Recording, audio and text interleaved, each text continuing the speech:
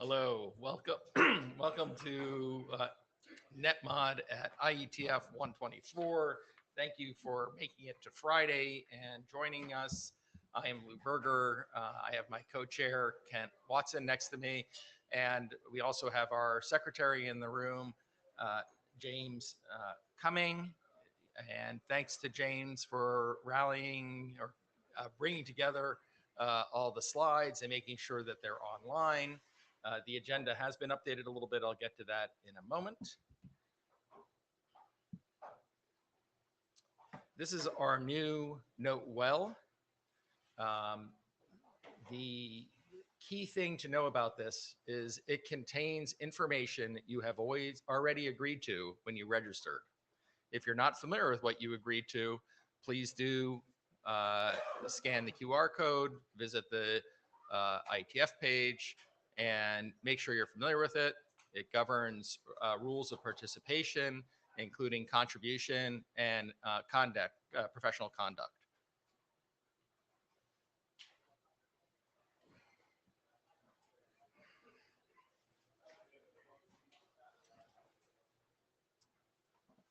In the past, we've been asked to emphasize conduct.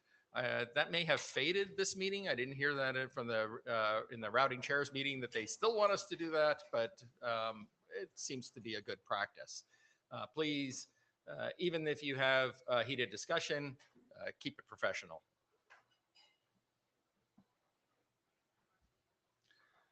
You've made it to the room. Please do scan in. That allows us to ensure that we get the right room size, but more importantly, it allows us to balance remote participants with local participants. We can use the queuing tool to make sure that we have fairness in questions and in discussion, as well as if we take the sense of the room, we do it that way as well. Please. The Meet Echo team shared with us that these microphones work with close proximity. About 2 inches away is optimal. So even for Lou, you can tell. So both the presenters and anyone who's standing in the mic queue, like just be sure to get kind of close to the microphone. Thank you. And Mahesh, if you don't mind, can you push the power on that? I bet that's why we're missing it. We'll see. We'll find out. Yeah, one of our screens is off.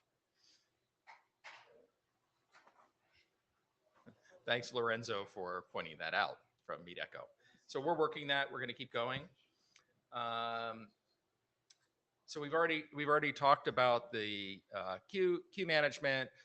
Please also join us for joint note taking. As is always the case, we don't have to record everything that's said during the presentation, but we do want to capture the gist of all conversations. That's particularly important. It's good to also any sort of conclusions or polling of the working group, we try to make sure to capture the results there. So please join us. You're here. On the document side, we actually have one RFC that's recently been published. I think we used to have that clapping symbol. I don't know why it's missing, but thank you to the working group, as well as the authors and everyone who contributed to making that happen. We're here to get these published, so that's great to see. In the RFC editor queue, we have a number of documents that obviously we worked on for a while. You'll note that there's one that's listed as on agenda. There was a bit of a discussion related to, excuse me, the MAC address type that is defined in 6991 bis, and we thought we were going to have a specific conversation on that through this week. The conclusion is we're going to publish that document as is, but there is another conversation that we want to have around the IEEE and IETF slightly conflicting definitions of MAC address and how to move forward with that. Since we have so much time on our agenda, we thought we would have some time to get the conversation started so the working group is aware of the issue and the discussion's happening. We don't expect any conclusions at this meeting.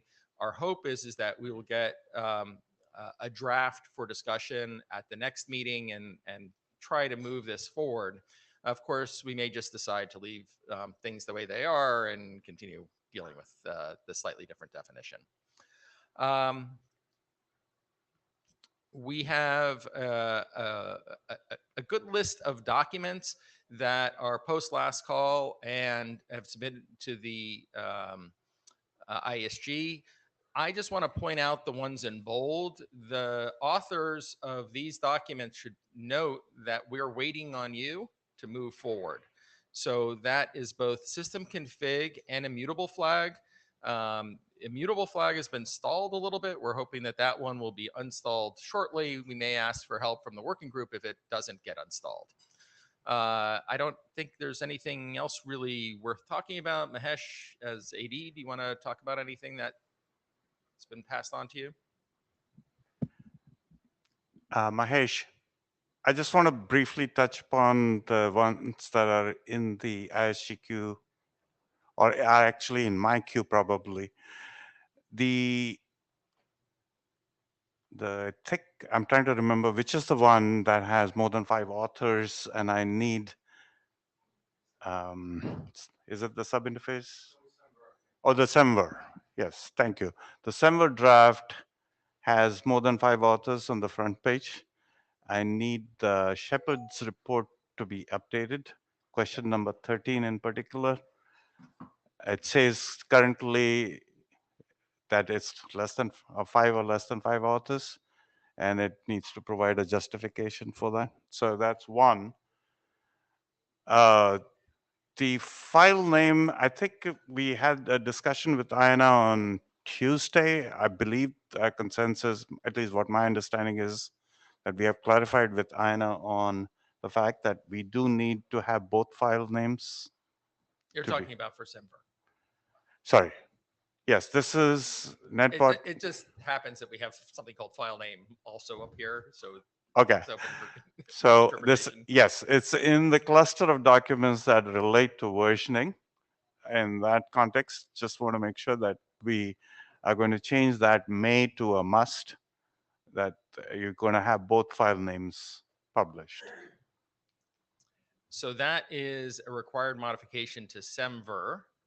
The state is not updated, right? That's No, it's specifically the Yang module file name says today okay. that it may publish the Semver version of the file name. I want that changed As to, long as the authors know that it's on them, and I think we need also the updated state in the data tracker because it doesn't show right now that the revised ID is needed. okay, I can go back and check. If that's not the case, I'll make sure it is marked as waiting for a And I revised see ID. multiple authors behind you who are going to stand up and say, yes, we're aware of it now, and they'll take care of it. So I don't, unless they have something else they want to say on the mic, I think we're good. And I'll have to come back because this was something about the sub-interface VLAN model. Oh yeah, on that cluster of documents, I believe there are a couple of starter reviews that are outstanding that I'm waiting for some conclusion on before I press the button for last call. Okay, that's great. Because I went looking and I didn't see anything specific open on those. And I was sort of wondering why they're in the waiting state. So the reviews make sense. Thank you. So what I usually do is I have a notes in the history of the doc. If you go to the history tab of the data tracker, usually I'll put a note as to why I have put the document in a particular state. Okay. And that will tell you I'm waiting for the DER reviews, for example. All right. I think we're ready for the next one. This slide's easy. No liaisons. Perhaps we missed one. No new liaisons. Yeah. There actually was one that we debated, keep carrying over from the last meeting, but since we talked about it at the last meeting, we decided not to carry it onto this page. Charles Eckel. No, we had one that came in, I believe over the weekend. It was actually posted before, but issue with the data tracker, it didn't go out. I mean, it was just posted like a couple days before. Didn't sit there long, but it was getting back about 2 of the documents I think that are kind of stalled here, right? The is invariant and what was the other one? System, no, the is immutable and the system Right. config. System config and immutable flag. Yeah. So we had sent an LS to 3GPP letting them know, hey, we finally, we're moving forward with this. Had them take a look at it. They responded back. If I can summarize, I'd say they aren't pleased with the solution. They're saying it doesn't match, although it may meet the specific requirements, that it didn't match their expectations, or that they had a preference for an alternative solution, that the document was that one of the earlier drafts mentioned.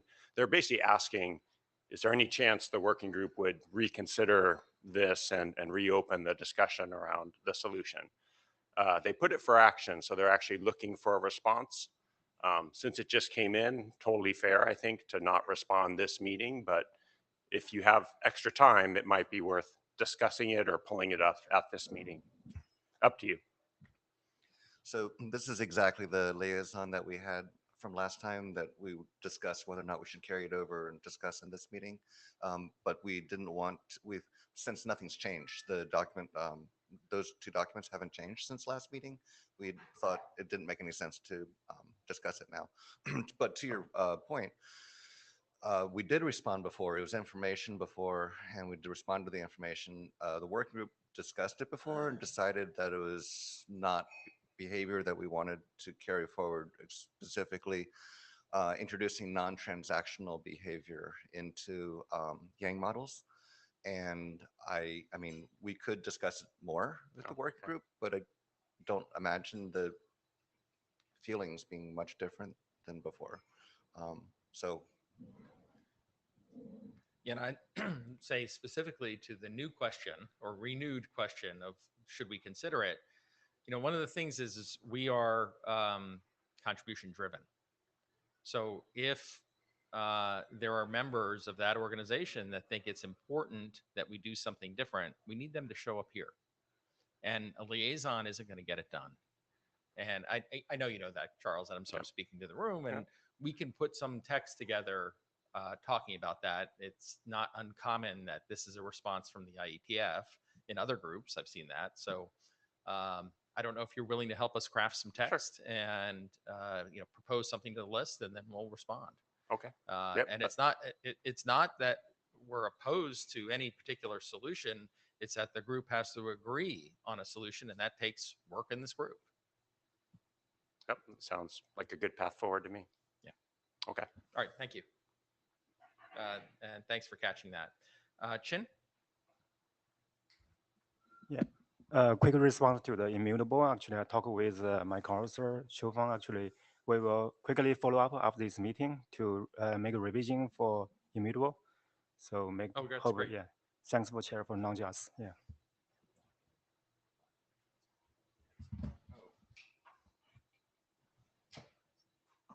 Sorry.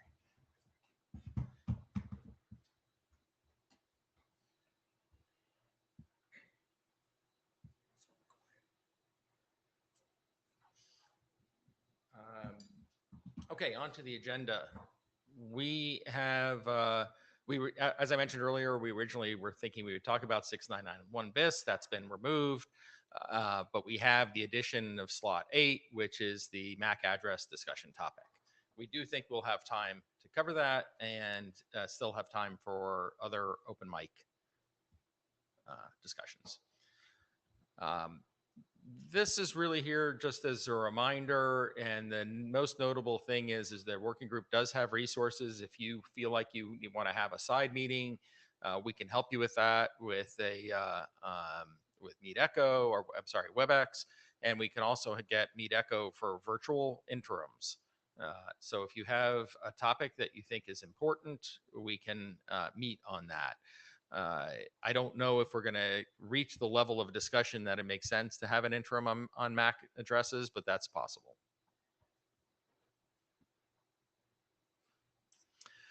we really would like updates on all documents that are not being presented that have actions. We did not get that this time. We'd like to just remind, I think we missed one or two. Authors, if you have an action, please give us an update, and you can choose whether that update is on the agenda or emailed to the list. And the update we're looking for is basically, how are you going to get the document closed? And I think with that, we're ready to move on to what was previously slot 3, which is schema comparison.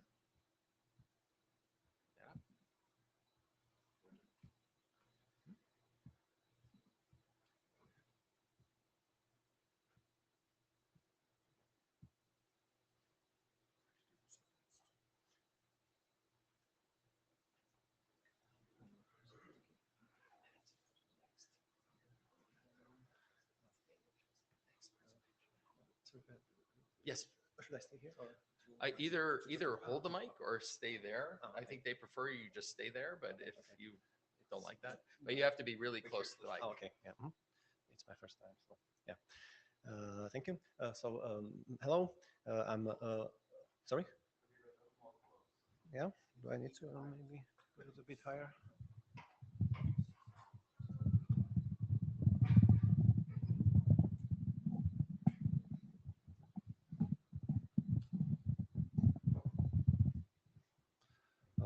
Is this better? Oh, yeah. Can you hear me? Okay. So hello. I'm Michal Vaško from CESNET. And I would like to present an update in the schema comparison draft. And sorry about the date. Yeah, I made a mistake there. Okay, so first, briefly, some history of this draft. It was first created by the versioning group of this working group back in November 2019. But then it was put on hold because of some other priorities of this group.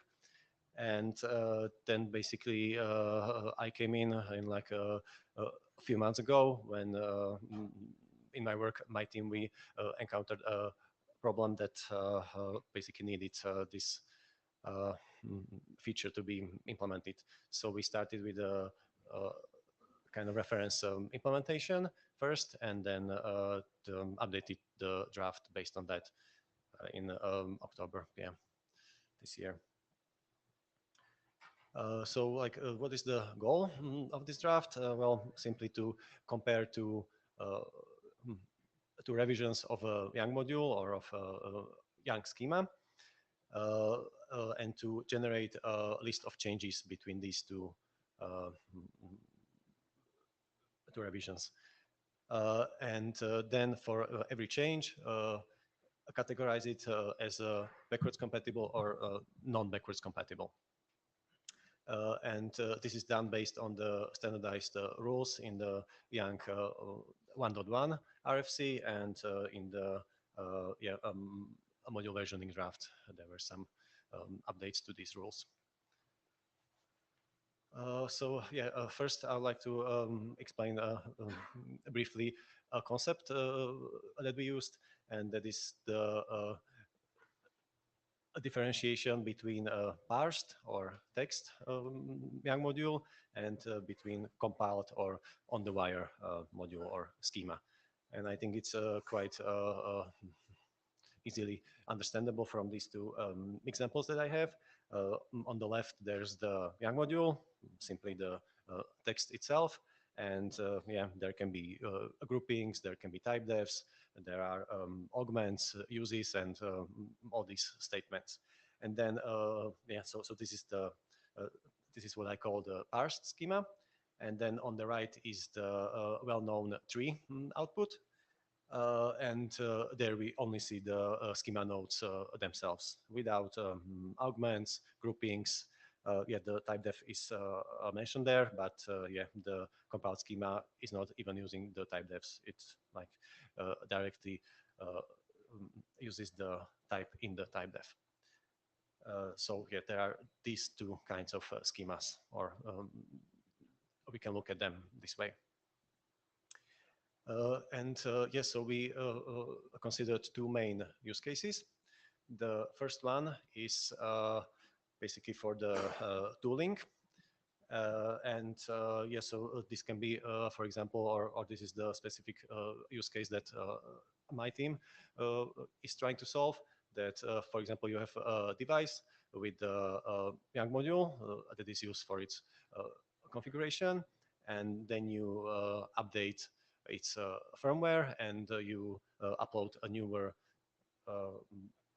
basically, version of the YANG module, and then the tool needs to know what exact changes occurred between the two um,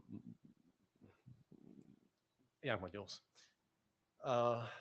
And so in this case, the algorithm that we designed uses the compiled schema only. And basically the point is to like generate a non-backwards compatible change every time, or like for every change that causes previously valid data to no longer be valid, because this is essentially what the tool is interested in. And this results in a subset of the standardized rules, because yeah, there are some changes which are declared as non-backwards compatible, but they do not actually affect the YANG data. So such tools are not really interested in them. I'm sorry.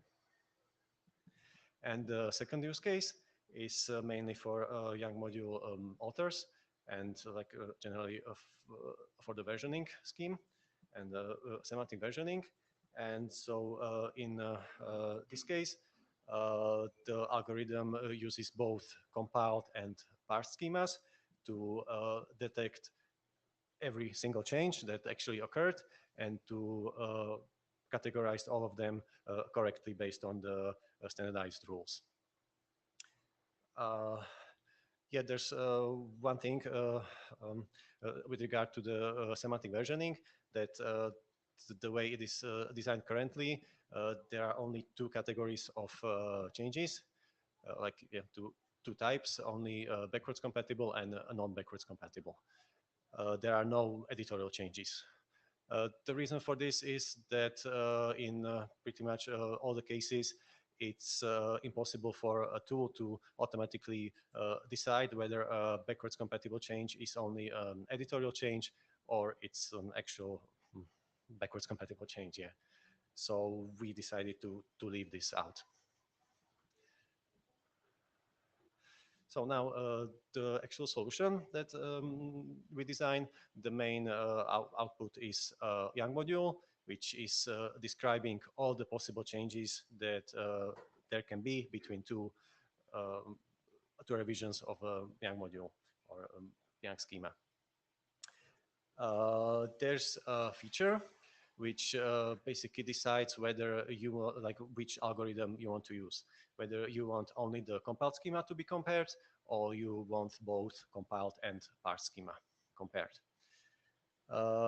There's a single extension for specific cases when the tool is not even able to decide whether a change is backwards compatible or non-backwards compatible. So the YANG author can actually explicitly say which one it is. Yeah. And then another principle that we try to stick to was to the generated changes are fully self-contained. I will show in an example in just a second, but it means that the tool or the YANG author should see all the information they can need in the generated YANG instance data directly, and they do not have to look in the original YANG modules. yeah, you'll see in the example. And last, yeah, regarding some verbosity, because of the solution, yeah, like that, it's generating young instance data. You can essentially use whatever mixed path filtering you want, and select only the changes that you are interested in. So yeah, there are no additional verbosity settings pretty much in the module or anywhere because of this. And so yeah, here's an example of comparison of the compiled module of a very simple config module. On the left, we see some like kind of a header which describes the source and the target module, and then specifies the uh, final conformance, which essentially only means that if there's a single non-backwards compatible change, it means these two modules are non-backwards compatible. And then on the right, we see the list of all the changes. In this case, there's a single one. We see the leaf node with the XPath to the node, node type, and it's followed by a list of all the changes in this node. In this case, there's a single change of the config statement. The change is that it's been modified, and this change is categorized as a non-backwards compatible. And what follows is exactly what I mentioned before, like essentially all the substatements of the node in the old revision of the schema, and followed by all the substatements of the node in the new revision of the schema. So yeah, and there we clearly see that the only difference is in the config. When in the old revision it was false, and in the new one it's true.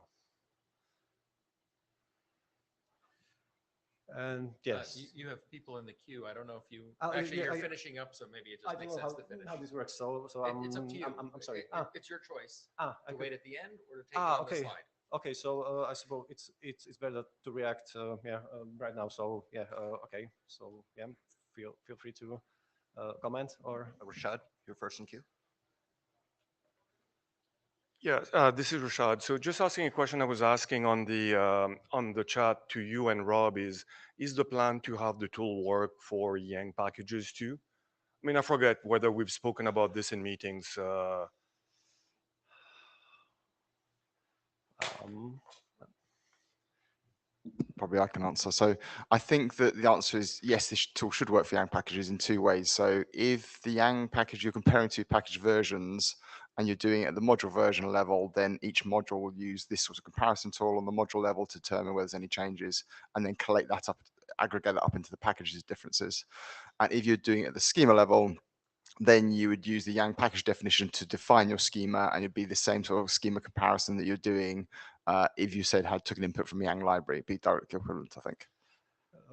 yeah, yeah. So I may need to more.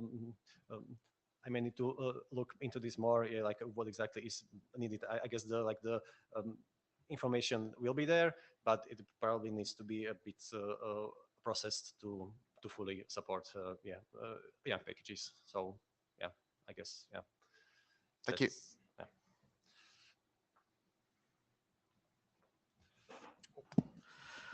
Joe Clark. Hey, Michael. Thank you for doing this and for LibYang and your Welcome. advice there. Yeah, thanks. You mentioned that your conformance is just backwards compatible or non-backwards compatible. Mhm. One of the things that we got out of the IANA was, and I think in general, people want a tool that will tell them what their next Yang semantic version will be. If your plan isn't to do it here, where should it be done? I've been looking at PyYang to do it, but it feels like this would be more robust. And we have a algorithm we've used in the Yang catalog to kind of derive a semantic version that I wonder if you couldn't absorb some of that here. I didn't know about that, so that sounds interesting, and we can definitely look into it because yeah, like I couldn't really think of any reasonable way for example, how to detect editorial changes without, like using a lot of extensions or something in the modules, which I don't think is the right solution. Okay, we can we can chat definitely on the talk, list. yeah, Thanks. afterwards. Thank you. So if you compare two module versions, let's say go to the slide where you have the example. So let's say you get this non-backwards compatible output. If the previous version was 100, this might tell you that the next version you should use is 110. So the IANA in particular, for their modules, they would really love to have it very simple, that they take two, they produce a second module, say from a registry, they use this tool to compare them, and they say, oh, okay, given that the previous one was this, the new version should be that, and they're happy. They don't have to think too much about it. It's very easy for them. I was hoping that this tool could do that, that given those two, that it would suggest the next semantic version you should be using for the new version of the module.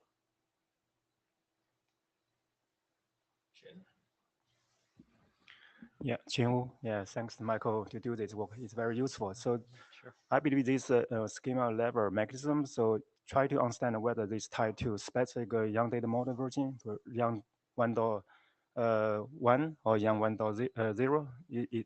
So for example, for Young 1. You update the obviously 7950, but is this a feature can also be supported by Young 1.0, maybe also Young Next? Yeah, this is the first question. Second is,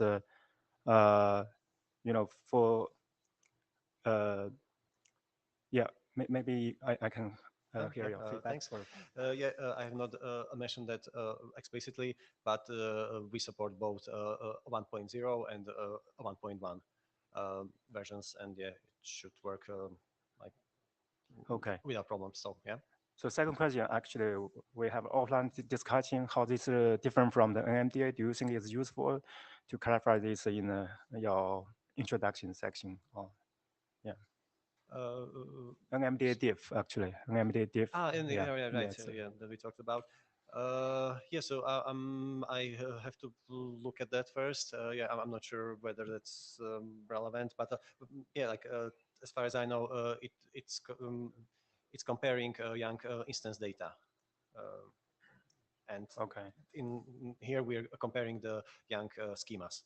So I'm not sure whether there's any relevance or any overlap, but yeah, thanks.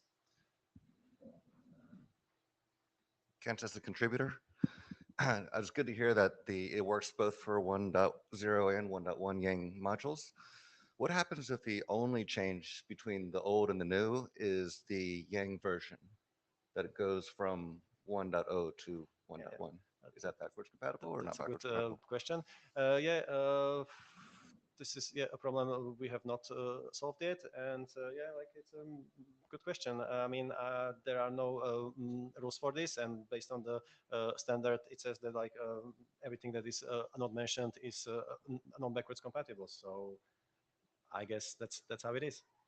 Although, I'm not sure whether it's really correct, or if there are really no other changes, then the expectation would be that these are fully compatible modules. But so that's good question to answer, or to decide on what exactly is the correct behavior.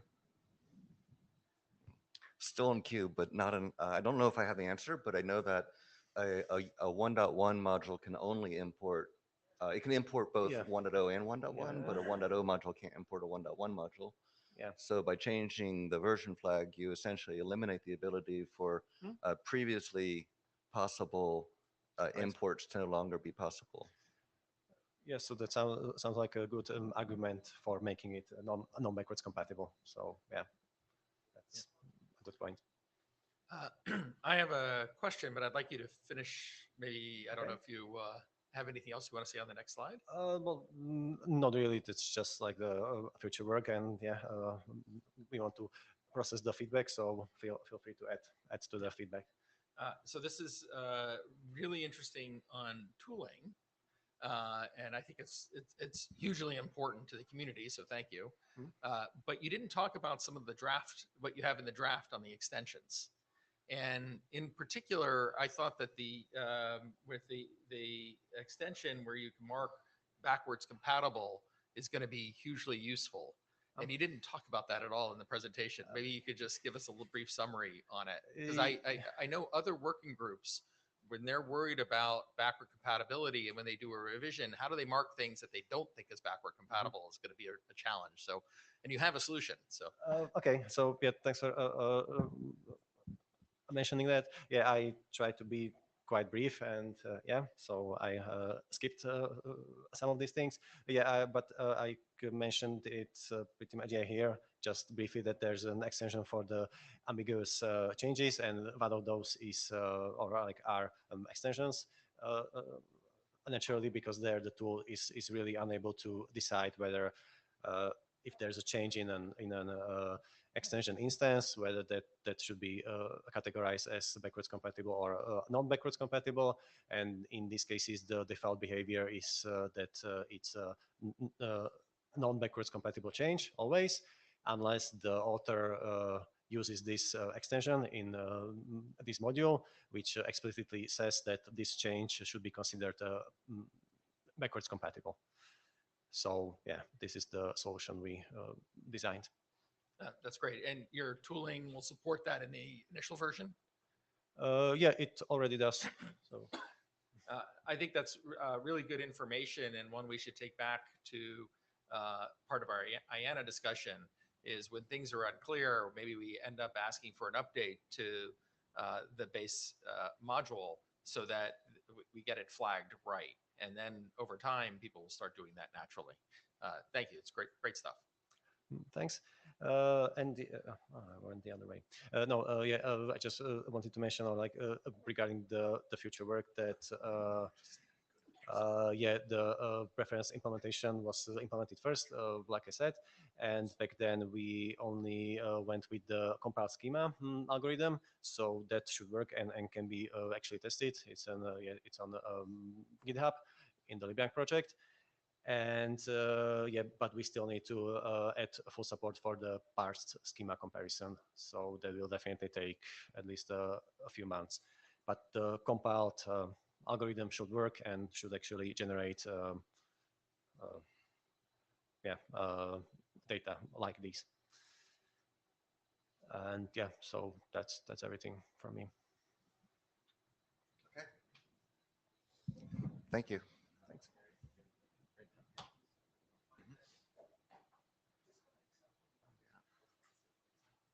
Rob?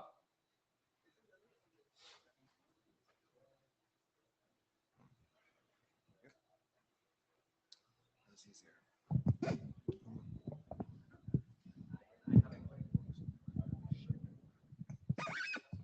Too high for me. So I'm going to give a packages update. And just a quick reminder for those that aren't familiar, this is the sort of overall solution overview we're working towards. Oh God, just a line in the sort of wrong place there. So effectively, we've got the module revision handling, Semver draft, and the Yang module filing conventions are all effectively finished and going through the last couple processes. And then, so this one is Yang version packages. We've just had the one on the schema comparison tooling, and there's also a draft on version selection. We're not currently sort of doing work on that yet. We intend to pick that up again when we've finished these other things. But it's worth mentioning that there's potentially 2 other drafts coming out of this. There's also one for maybe some update guidelines to IANA on how to do this versioning things. We had a meeting with them earlier this week, and they would like a draft to sort of give them some instructions. So that'll probably come in, and I think that needs to be done fairly soon, because it's tied to the first sort of 2 drafts. And then also, I mentioned previously that we might do potentially a draft in terms of how you use IETF, use Yang packages for IETF drafts and things like that, and IETF Yang modules. Kent, as chair, the first draft that you just mentioned, I think we would just automatically adopt it. The INA one. The INA one, Yeah. As soon as you present that, we'll adopt it. Yeah. So hopefully that will come fairly soon if we can. It shouldn't be a long document. So just to give like a recap of what Yang package is all about. So it's an alternative mechanism for managing sets of Yang modules, and it's an alternative to using Yang library. And the key difference is that these are defined hierarchically. So you can have packages including other packages in a hierarchical way, and then it collectively builds up a schema for the device or a schema for whatever the server is. Mahesh, do you want to ask your question now? Mahesh, just quickly, since Ken mentioned the IANA document that is going to be written up, I did have a meeting with the RPC editor, and one of the questions they are asking is what to do with modules that are in the RFC editor queue. An example is the 6991 biz. What do they do with the revision statements inside the Yang module? So maybe if the document can start to address, it would be helpful. Okay. I mean, I think it depends on when this document gets to like a good state and they're happy and where the documents are in the process. So I think it's on you. Sorry. So yes, the recap of the packages. So packages and versions using Semba, that's fairly obvious on things. And the intention here is packages are made available offline from devices as well as being published by devices with the goal of trying to sort of minimize the sort of Yang library interactions you have when starting up. And lastly, it says tooling to allow package versions to be compared and queried, and that was what we were discussing a bit earlier. So this is just a recap. So of what happened at or before IETF 121, and we had made some decisions there. So I guess that's a year ago of keeping it simple. We had decided of different API implementation packages. We decided to get rid of those effectively, make the packages just define what is there like Yang library does, remove optionality in package definitions, no extra flags for deviations, etc. So we ended up simplifying it, and we also took checksums out. I still question whether that one might come back in again. We'll see towards the end. But the update is we've done no draft updates since IETF 123, so it hasn't moved on from where we are. And I'll recap the decisions we made from IETF 122 was to write a simple package compiler and also trial out some vendor packages and OC packages and start a separate draft doing IETF package design and lifecycle stuff. That one might be trickier because I think it sort of may also play into your velocity, I pronounce it, experiment as well. Because I think, again, we want to try and do these in a sort of same sort of way. And the aim here is to test some packages to gain further experience. And I'm still continue to work on that simple package compiler. I haven't started on the document. I have started, but haven't published the document on the design stuff, ITF stuff. And in terms of getting further experience, that's still to do. So the reason we haven't made much progress, actually, we spent a lot of time on doing the Amperage light work, so that is taking it, and also the working group last call issues. Rashad, I think where he is in the room, he'd mentioned to me, we have time to do both these things, and I said, yes, absolutely, and he was right, I was wrong. So sorry about that. We will get back to making more progress on this shortly and things like that. And the things that we're really driving, the document is fairly close, I think. We're still working on the implementation. That's key, and I think that's useful. There's a few issues to resolve in the issue tracker, but I think most of those will get resolved as we finish the document. And we had been restructuring the document to improve readability. There's a bit more to do there, but I think quite a lot of that's done. So effectively, this is the change we did before. I won't cover these in any more detail. I'll summarize here this is what we did between IETF 122 and IETF 123. So none of this has changed any further. There are more details in the slide deck at the end of this in case you want to see a bit more about what he's done, but I presented these last time. And I just wanted to put up again the Yang package schema, so what that looks like in terms of there. So that's in the slide deck. So it's worth having a look at this document, looking at that structure in terms of what it is. So that's there. Next steps, we'll continue to have meetings on Tuesdays on the packages draft. So I think now where we are in terms of the module versioning stuff and things like that, we'll pick that up again. Hope to continue to make progress on the tooling as well. And my hope is to open source it if I can. I need to go through the Cisco process to do that. And then make progress in the IETF model draft and do more testing. So that's my update. Any questions?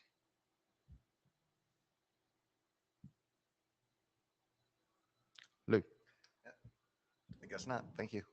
Oh, Except for Lou. It's all right. You're I allowed don't to speak if you matter. want to. Do you mind going back to the list of documents?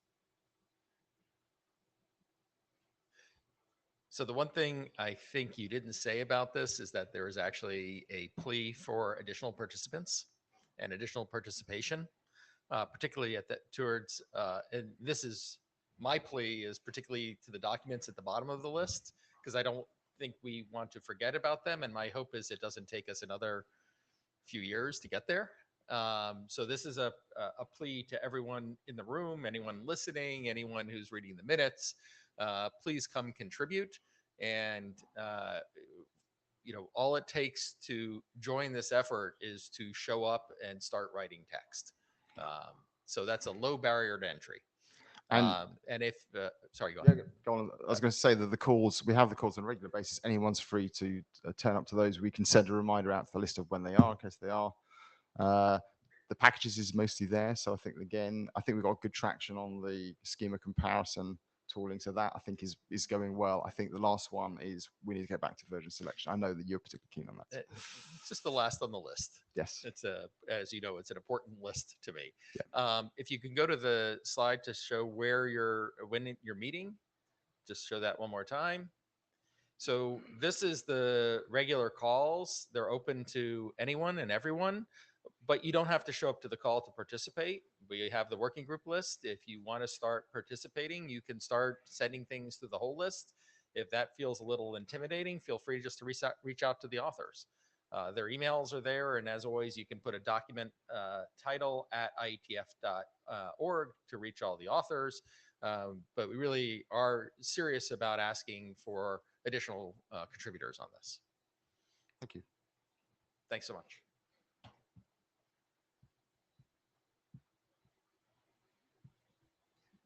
Next up is Joe.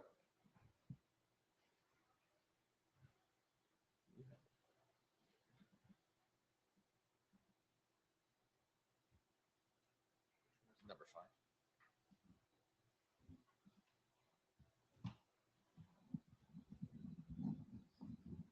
I'm short. All right. My name is Joe Clark, and I'm going to do something slightly different than what I've been doing in terms of the Yang versioning. I'm going to talk about tooling.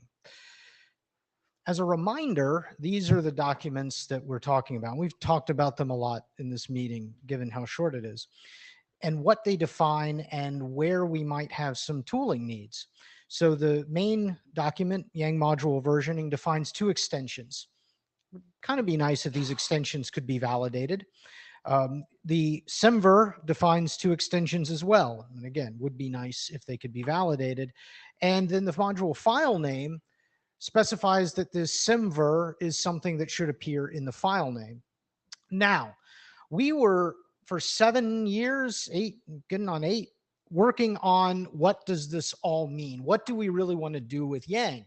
We were heads down focused in that, and we were so happy. Remember the last meeting where I had the AI generated slide with the guys running the race, and they just crossed the line, and we thought, we're done. Well, maybe not. Our responsible AD said, you know what? We're going to hold these modules ahead of or around auth 48, just so they get an RFC number, but we're not going to publish them until there's tooling ready.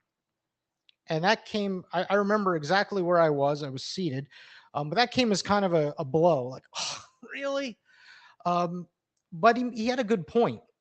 And the reason being, there are a lot of people in the IETF and maybe ancillary or supplemental to the IETF that rely on this tooling, that rely on things that maybe some of us take for granted to help us produce Yang artifacts. So publish Yang modules, take registries, turn them into Yang modules. And these tools wouldn't understand these new extensions that we are saying update 7950, that update 8407, and that we should be folding into our standard Yang process. Thomas, I hadn't even gotten to the fun stuff yet. This is gonna be a tough presentation. I was just reading this sentence and I was like, which modules? Probably you're referring to the documents on. I was referring to these. I shouldn't have said modules. Sorry, that's a typo. Hold these drafts. Thank you. Sorry. Exactly. Good. Sorry, typo. I got modules on the brain. Hold these drafts around auth 48 until the tooling is ready. So now you've got the wherefore, you've got the angst and all of that. What are we talking about here? What tools in particular? Well, we did a kind of inventory of what is being used by the main sets of teams and functions that go into Yang module production or publication. One of the tools is Zim, which I believe is short for Extract Yang Module. This is an open source tool maintained by Einar from Cisco that the data tracker uses, written in Python. The data tracker uses to extract Yang modules. Yang catalog also uses this from internet drafts and RFCs. It can support text and XML format, and it's particularly impacted by the module file name draft, which says, I think it says may now, but it probably says must, that we have to extract the modules in both the @revision and the #Yang Simver format. So we needed to add support for that file name to Zim or Exim or however you want to pronounce it. A tool that I didn't even know existed, bad Joe, called RFC Strip was written. It wasn't written by Martin. I forget who it was written by. It was written initially to extract MIBs from RFCs or internet drafts. It was updated or maintained by Martin Bjorklund for a long time.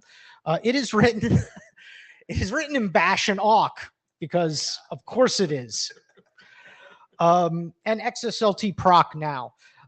So I have become a polyglot in doing some of this, but it's written Bash and awk, and it does a decent job at extracting not just Yang modules, but other artifacts from internet drafts, both from the text and the XML formats.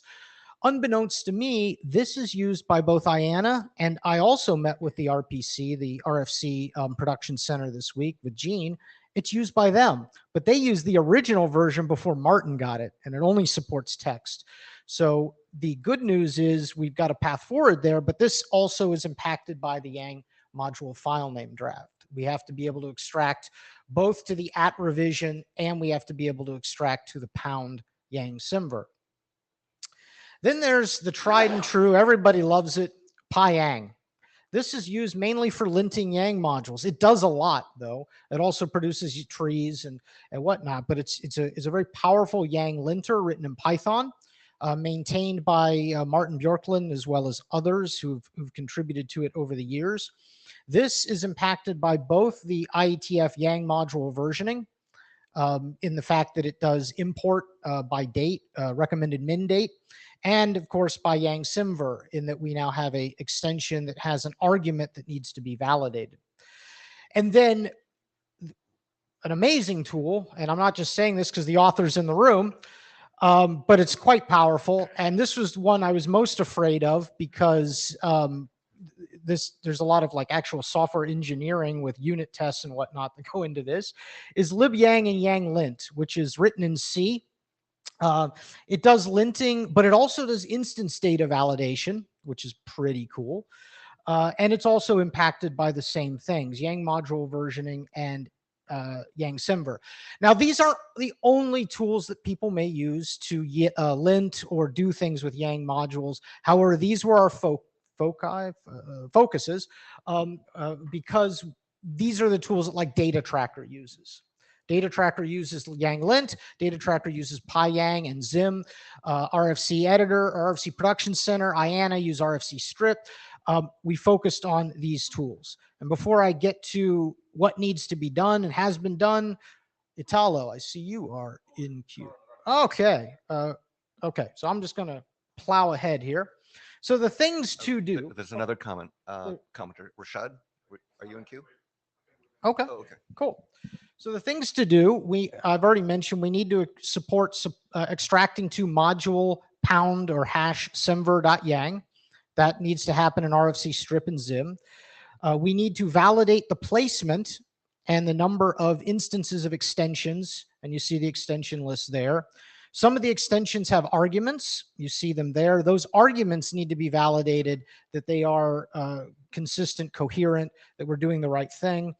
And we need to ensure that the IETF modules do include, because we say all IETF modules must include a Yang semantic version in at least their latest revision, because we do say we want them to go back in time when they revise a module, but we at least want to make sure the latest revision has the current Yang semantic version.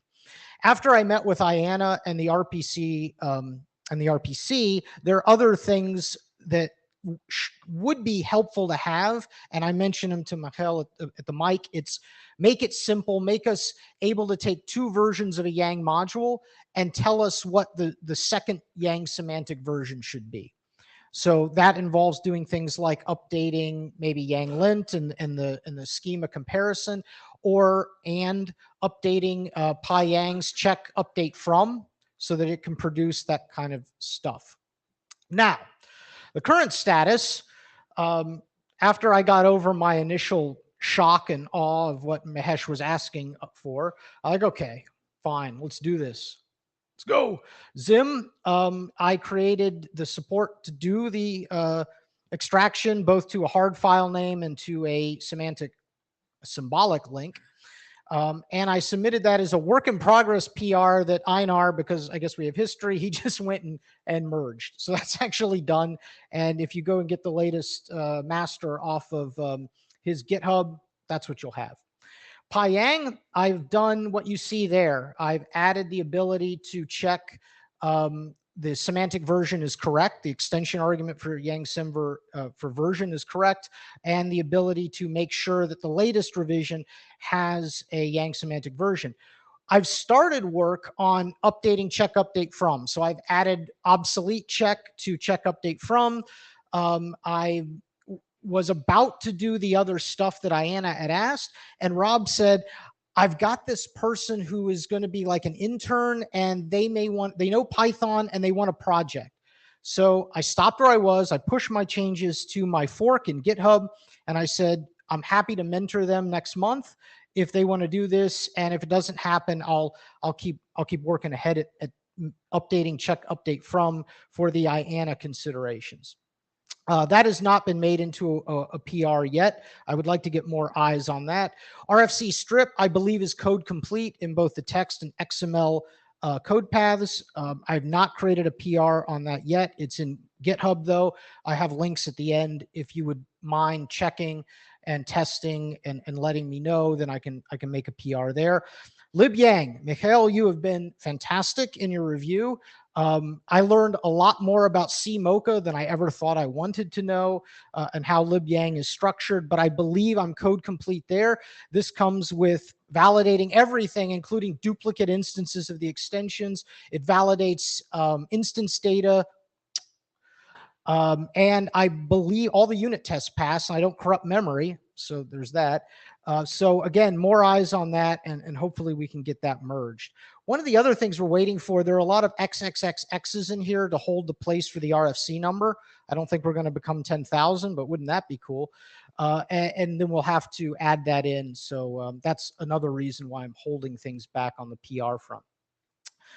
So still to do, I need to add checks, or the intern needs to add checks for recommended min date to PyYang, and merge things up to upstream.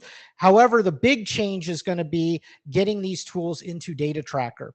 Data Tracker tracks Ubuntu stable packages right now. LibYang is a little far behind. We just got them to do 2.x because that's what Ubuntu is tracking. So we're probably going to have to create either some one-off packages for them to get this code in there. PyYang is a little bit easier because that they pip install. So we'll have to figure out how to do that, but that'll be conversations with Robert. I've already presented to the tools team on this, so they are aware, and I'm actually a member of the tools team. They are aware that this needs to be done, and they're very willing to listen to that. What I would like the people in this room and online to do is give it a whirl. Test it out. Let me know what I've missed. Let me know what I've broken, what you don't like, what you do like. There are the links. You have the slides in Data Tracker there. where everything currently sits at the most, I guess, canonical location. Please test it out and let me know. And with that, I'm ready for questions. Thank you, Italo Buzzi from Huawei. Thank you very much for improving the tooling. I think it's very useful work. One input for you, I found that's a mistake I usually do when I do Yang, is the requirement to create in the code begin to write the name of the module file and the date. This date has to be the same as the revision date in the module, and in most of my drafts, it doesn't match. So either having a NEAT or even avoiding this requirement will simplify a lot this type of mistakes, which is because you have to repeat the same thing. I don't know, up to you to decide whether it's better to improve the RFC strip to not have this string or having some needs that detect this mistake, because it's a common mistake I see. It is a common mistake, and I do believe Pyang Zim checks for that. No, Pyang cannot check Right, because Pyang cannot. no, That, yeah. That's why I think Zim checks for that. Zim, okay, I never use Zim. Okay, usually Data Tracker uses it. I could have sworn I've seen this, but I will double check. Okay, I've made that mistake too, yeah. and I think that's a great. So if there is a need, at least it helps. If it even avoid the need to have duplicated information is even better. But whatever is more convenient will be good. Thank you.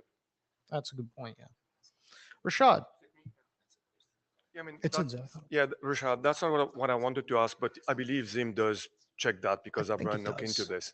Now, I think you've covered, thanks again for doing all the work. I think you've covered all the tools that Data Tracker uses.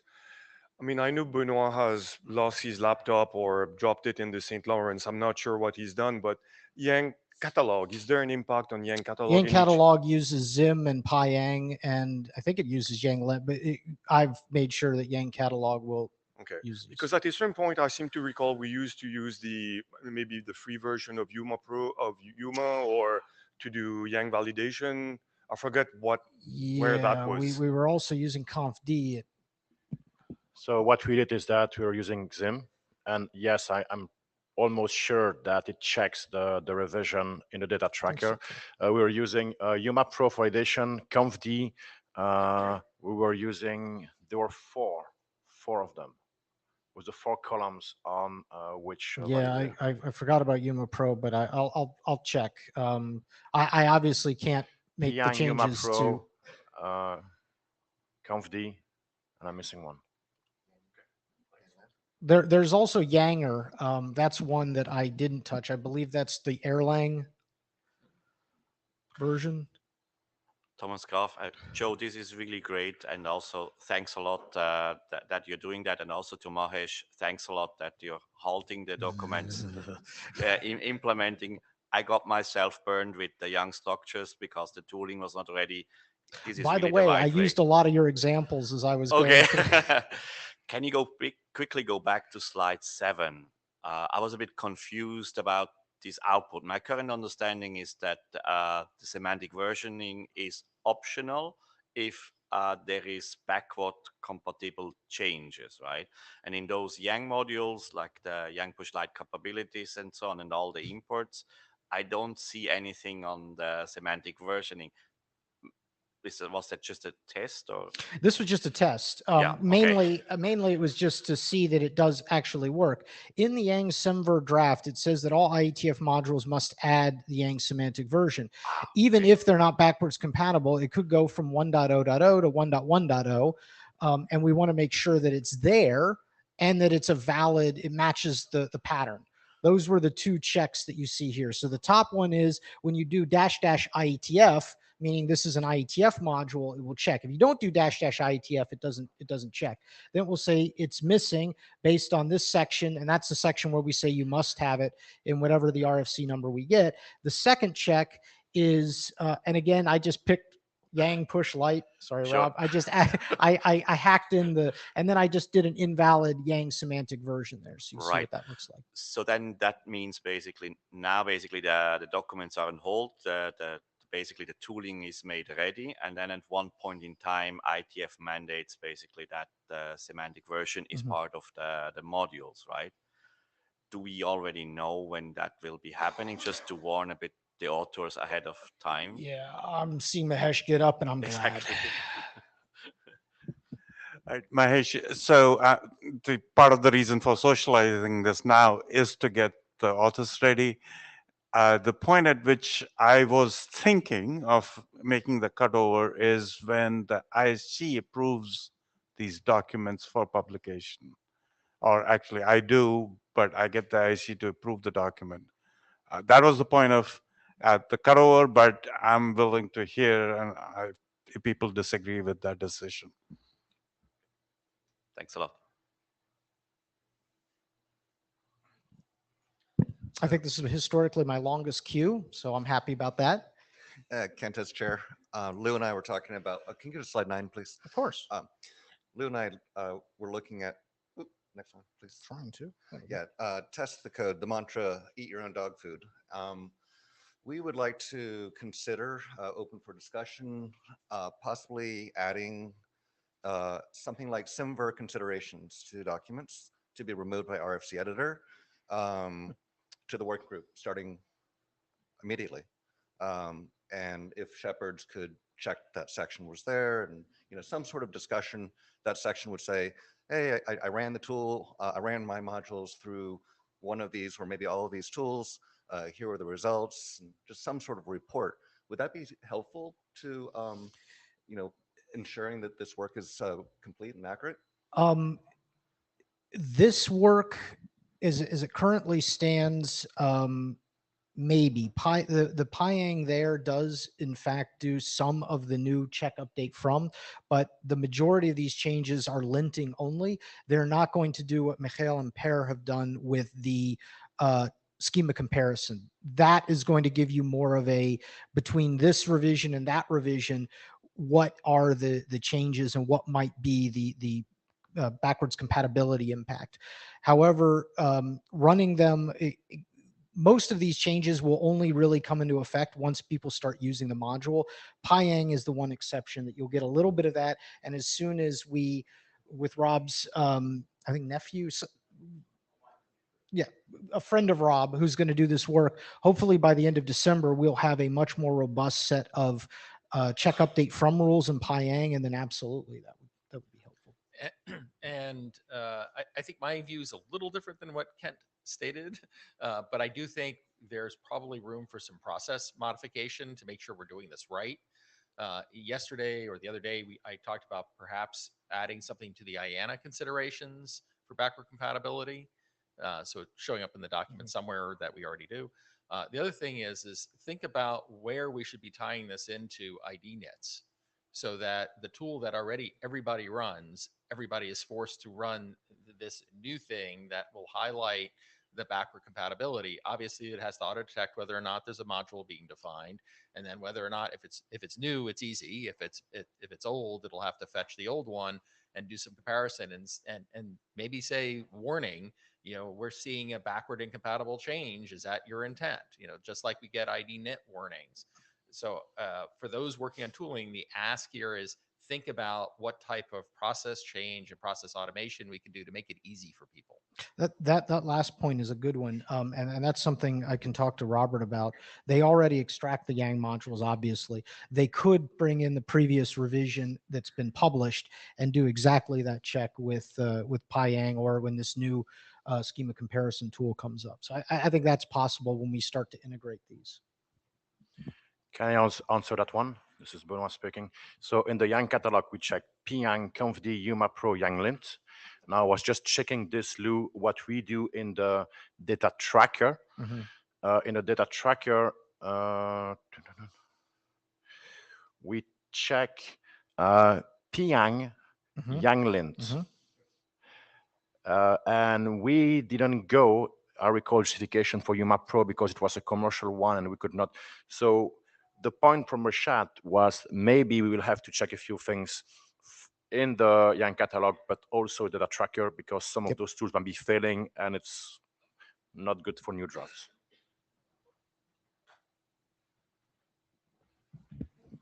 Yeah, Jing, and so thanks, Joe Clark, for doing this kind of work. It's very useful, actually. I think it will have big impact for many young data model worker. So I think you should make a increase awareness for all these young models, or maybe propose some kind of tutorial, help people to understand how to use this, because this will be a big impact, for all these tools currently we are using. Yeah. Great suggestion. Sure. I think I could get some docs written on this. When we met with IANA, that's one of the things, and Rob already touched on it, that we're going to have a draft for IANA on what they're going to do. So some of that will be covered in there, Pyang and RFC strip in particular. But yeah, I think I can, especially since all of the code that was written for like libyang, I think I can come up with some markdown docs on that. That could go along with it, and maybe publish them alongside some of these tools. Ready? Yeah. Per Andersson. Thanks for this work. I've done some work on Pyang and Yanger previously in the hackathon to add this, and it's good to see that it's now going in a production state. One actually point is that it's the Debian stable track that is running in Data Tracker, because I sent a PR to update whatever base image they're using for libyang, so that you can use new versions of libyang. And I think it makes sense to push these changes into Debian as well, instead of running your own separate packages, like push it to the upstream and publish Debian packages there, so it's easily available to the entire world, essentially. So we should talk about that. I'll reach out to the tools team and you as well. Thanks. I'm more of a FreeBSD dude, so if there's people with Debian experience and have that, I would be. I am fantastic. a Debian developer, so I Okay. can help with the entire infrastructure there. Great. Yeah, Thomas again. I was just checking on RFC 8407 bis. I think this is not mentioned yet, and I think it would be a good chance now before we're going RFC there. I mean, for the authors that we consider this as well and give them some guidance. Yeah, I asked about that a few meetings ago. We actually update RFC 8407 bis because we didn't want to tie the two together. Yeah. But yes, that might be something we need to be more specific about. Okay. James Cumming. I don't know where or if there is a list stored for what the Yang doctors look at as well, but maybe this should be added to that list of things that should be checked by them. Good point. I think that clears the queue. Well, Benoit came in after we locked it, if it's super quick. And then we're going to move on. We have two. Super quick. So great work. Is it time to advertise this to other SDOs? Because, for example, BBF, they have Yang modules. They're posting the Yang catalog. So maybe a liaison would be a good thing to do. Maybe we'll wait till a little more stability and then do that. But also, again, we're contribution driven. So if you propose something on the list, maybe we'll get there. So we had 3 more slots, but we've taken up a lot of time with some really good discussion. I've talked to Glenn. We're going to look to do the Mac discussion after. Hopefully, we have a draft, so we're not going to skip that. So we have slots 6 and 7 that we're going to finish out the session with. As usual, we've managed to fill all our time. Ahmed, please. All right. Good morning, everyone. So we presented this work in the previous IETF, and I think one of the lessons learned, at least for me, that we did not explain well the problem statement and the problem space that we are trying to address. So as a heads up, after this presentation, I would like maybe from the chairs, if we can open a poll to see if the problem space is well defined after this presentation, if you don't mind. So without further ado, let's go to what we are trying to solve here. By the way, I hear an echo on my side. I'm not sure if the sound is clear on your side. All right, so today, with especially Yang is becoming more important, and it's no longer like a communication between the device and a collector. The Yang data goes through many data processing steps in a Kafka, in a big data lake. So the semantics is important that we can validate it at each step so we don't introduce errors or mistakes inside. We looked at the Yang RFC 7950, and the any data subtree cannot be validated with the current approach. As an example, look, if we see this message, this is like a Yang push update message for interface statistics. And in this case, the device have some integer overflow, and instead of sending a positive value for a counter, it sent a negative value. These are like, though it's minor, it can have like impact on the data processing pipelines that are expecting only positive values, a monolithic value for the counter, but here the device is breaking that assumption. So what we want to do here is want the ability to check that and then send that message to a different pipeline that, for example, will log this message, allow the engineers to check what's going on with this message and take further actions on it. I would like to say this is a very realistic example. We haven't seen it in Yang Bush, but we have seen it in IPFix before in production, where some routers have some integer overflow bugs. And one bad router with negative value can impact the entire monitoring for the entire network. Because if you, for example, aggregating on the traffic that goes through your network, and then one router sending you one large negative value, then your traffic is all in negative. So this is a real problem that we encountered before in IPFix. So let's try not to have it again in Yang Push. One other item that came from the discussion last time, that any data is not always Yang. So we decided to do a survey of the existing RFCs that use any data in their schema. And we found that actually in most use cases, any data is actually used in operations over Yang data stores. Only few cases where it's actually not very clear if it's Yang or not Yang. So for the operations on Yang data stores, we saw 3 use cases. One as a filter, that you can filter from a Yang data tree.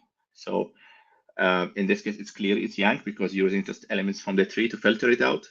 The output of that filter, so again, it's an output on a Yang data store, so it must be a Yang data. And to represent edit operation, this is for the Yang batch when you say like what's have changed or not changed. There is cases where it's not very clear. This is the subscribe notification RFC, where it does speak about event streams, but doesn't really define where these event streams are coming. But to be honest, the NDMA basically changed this to talk about data stores, not just events. And then the error information of RESTconf. And in this case, anyways, this is going to the error processing pipeline, not the main pipeline. So it's not very important to validate any data there. So what are the goals of these documents exactly? So we want to enable full automatic Yang data processing at scale. We want to provide an optional way. Again, this is optional. The consumer of Yang can enable it or disable it if they choose to validate the subscribed Yang data. The Yang consumers can, again, choose to use stricter validation if they need to. And the data that is marked as invalid as a result of this validation, it's not dropped. It's usually gone to a different pipeline. It's called often in the stream processing world as a dead letter queue, where that can be logged by a different system, and then the messages can be looked at by engineer later and processed further. But then we just protect our main business logic from having like small errors that will affect the entire pipeline. I will go back again here over the mechanism that we propose quickly. What we'd like to have here as for the validation libraries to be able to look up the content of the any data tree and look it up from the Yang, basically from the Yang library, find out what the corresponding schema and do validate that this is according to the schema that was defined in the Yang library. This is not a way to restrict how the device is producing Yang. It still can put any data there, What we are checking is merely that the data that was put there is valid according to a schema in that device. It's not, it doesn't restrict what it can put there. This is out of scope for us here. And this is, I think, can be handled better with a business logic. For example, if you subscribe to certain XPath, then you need to validate the device is sending you data relative to that XPath, not something else. The changes we have since IETF, last IETF, is we worked a bit more on the problem statement to be more clear about it, about the implications of this validation or not validating this data. And then we did a survey to clarify how the any data has been used within the current IETF documents. And with that, I will end my presentation. I have one backup slide just in case. But here, maybe if there is questions in the queue, or maybe we can have a poll if the problem statement is clear for the people in the room or not.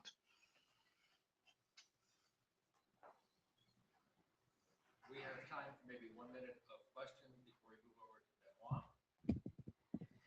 So just a quick comment. I think this is useful so obviously validating the NE data is a helpful thing to do. Not just the cases you've had, but when I was doing the documentation for Yang Push Lite, I've been wanting to validate my instance data examples, and when you get to the NE data section, you can't validate it. So I think we definitely need a solution here. The one thing that I don't know the answer to is that obviously the data you put in for any data section might not be from the root of the schema tree. So you might be putting in a subset or subtree of that schema. So somehow somebody needs to tell the tools what the path is into that subtree when you do the validation from, and you're not validating it from root. I don't assume that everything that's in any data section is guaranteed to be from the root. So I think that's worth bearing in mind. Another comment is that when I was chatting to Thomas, you need to be careful when you're validating that data to look at RFC 8342 in terms of like the operational data store and what you're allowed to validate that, and in terms of validating like a message versus a data store. So I think, again, there's some semantics considerations there, but I do think this works useful. And you'll note we're running a show of hands poll here on adoption. Or discussing. So James coming. Thanks, Axmate. This is tied to Yang library in your approach, and you mentioned it was optional, but I didn't see anything in the draft that describes kind of how an implementer would pick whether it was enabled or not enabled on a given instance. And I can see other use cases for potentially this option of validating any data in other environments, even on a kind of schema basis, like the templates work that's coming through as well. I know there's discussion about whether those should be validated or not. If there was a way to choose yes or no within a schema, then maybe that's a good thing to consider. Quick question, when you mean any instance, you mean any leaf of the message or any message in general? I was thinking potentially broader. So currently where we define any data as a type, maybe you could define whether or not that should be validated. We're running short on time. Thanks. We are completing the poll. It looks fairly unanimous that we will adopt the draft. So please submit a 0-0. Sorry, it's not Benoit, it's me. Hello. Thanks. I know we're in a hurry. I'm Camilo Cardona from NTT, and this is about example validation and tooling about that. We're talking too much about tooling today, which is good. Okay, so what's the story of this? While working on documents with the Ant modules, at least co-authors and I believe that examples are very important for the whole documentation process.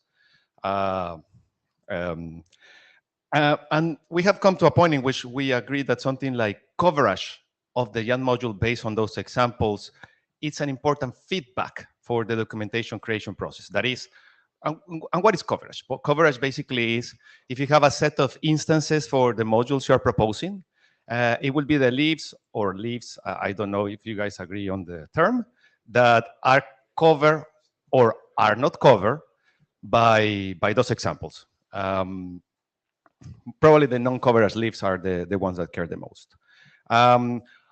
The term coverage comes from programming. When you do some testing on a set of code, then the coverage basically means what part of your test are not of your code are not covered by tests.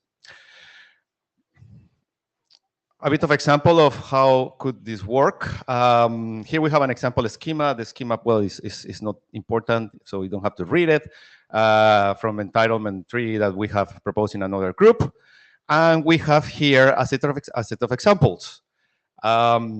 We have created sort of a prototype of a tool using the YAML code that basically validates all instances, goes over the module, and tells you, in this case, what part of the module is not covered by the instances. So here, for instance, in the arrow down, we can see that we have, okay, in a component, we are not covering with any example the entitlement of uses, the component in use, the use of an entitlement by a component.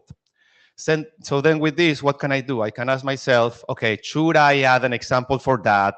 Is that leaf important? It's nice information. It's not a silver bullet. It's not like all your modules have to have full coverage, but it's good information for your documentation, for your document creation process. I will apologize before. I'm not super familiar with all the tooling with NETMOD. So Lada mentioned in the mailing list that Janson already covered somehow this. I tested it this week. It is true. It does cover it. The arrow there shows basically the same output with a bit more, I mean, it needs a bit more processing, but it shows already the same output. So wonderful. That means that actually a tool that people use already has this feature. Okay, so however, what's basically the problem and why I'm here is that instances are really not a main part of the whole IETF documentation creation. There's no way of, there's no standard for defining them, for extracting them, just as we have with modules. And I know it's complicated, but I hope you agree with me that I wish we could improve there, because with better examples, we will have probably better implementations. So at the end, yeah, we will get coverage. But what for getting coverage, what we have in the way?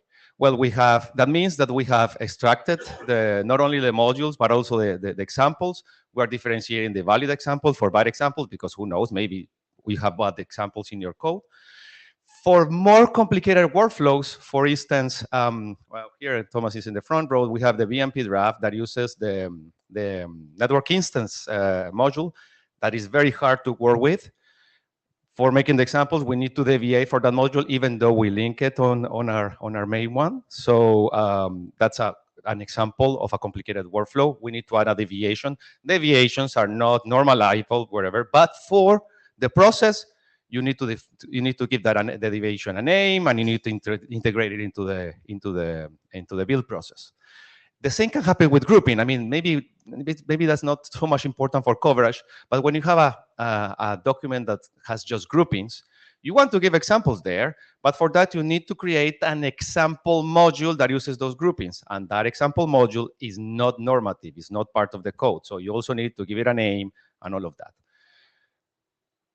This might sound complicated, but I don't think it's complicated. I think we just have to agree on some formalization if we want to do that. And then you validate our examples and actually the coverage, which is actually the main point that we're trying to give, but it's just an output for all of that because it just comes for free. I think we're working time, so just to give you more time, what are the gaps in tooling? Well, more than gaps in tooling, I mean, Joe already introduced a lot of the tooling that we use for this. What we need is to define how we can add this whole all these examples, how we can formalize how they are added, and all of that. And for calculating the coverage, which is yes, is the point of the presentation, Janson is already there. We do have a prototype that maybe we can confirm whether it works or not. To be honest, we vibe coded. Yes, don't kill me. We vibe code that one. Don't tell me anything. So my question to the group is, of course, please, I hope you agree with me that instances are an important part of the documentation process. Can we formalize it a bit more? I don't remember the name of the 8407Bs. it's not strong enough of this, but it's already in the end part of the process. So maybe there's no time for that one. Can we please have that? And then we don't have to add it to the examples. Should maybe add it to the document. Maybe we add them to a repo. Maybe we add them to the data tracker. I mean, there are many options. So yeah, those are my comments for all of you. I think I made it in time. Briefly, please. Thank you for the presentation. I think you almost answered it right at the very end. So I agree this is a good thing to solve, as in validating the instance data examples is something we should be trying to do in an automated way because that helps people. The thing where I sort of maybe disagree is I'm not sure whether we want to put all of that into the documents. I much prefer the idea of having them referenced and to make sure that within the documents, we can still use small snippets of examples to highlight the things without having to necessarily validate those. So like here's a small snippet and here's a reference to where you can find the full thing and how you can validate it. Yeah, honestly, I wasn't planning to solve this problem. I was planning to ask in general, but hopefully we can solve it. I mean, hopefully we don't stay there and we propose something, even though we have to fix it later and move on. Thank you. Yeah, Qianwu, thanks for doing this. Very useful, actually. We suffer from this because it's a good practice to provide some JSON example or XML example or maybe Sable example in the appendix. But how to validate this? Usually we do this manually, actually. So if we can have this kind of tooling, that's a great help, actually. So thank you. Rashad? Perfect. Thank you. Okay. With that, thank you very much. And that completes the NetMod session. Thank you, everyone, for your contributions. And this is Friday. We made it to the last day of the week. Looking forward to seeing everyone in person or online at the next one. Shenzhen.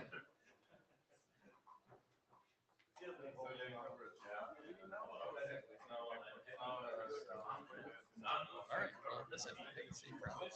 We actually consumed the whole We should like purposely underweight.